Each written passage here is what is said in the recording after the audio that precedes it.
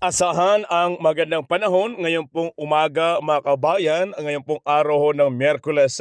Kita natin via satellite, halos malinis po yung kumpol ng kalapan sa ilang part ng ating bansa mula sa bahagi ng ating Luzon.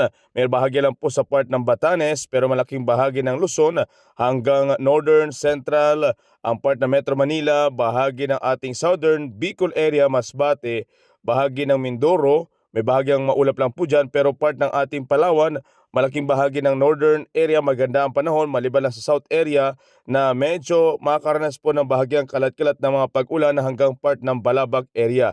And then bahagi naman ng ating Visayas, Rojas, Antique, Iloilo, ang bahagi ng Negros, Cebu, Bohol, part ng Leyte at bahagi ng Samar. Meron lang pong part no, sa bahagi ng Burungan, bahagi ng ating top area na maaaring makaranas po ng makulimlim na panahon. Samantala malaking bahagi ng Mindanao, maganda rin panahon ang inaasahan ngayon pong araw na ito mga ka-great.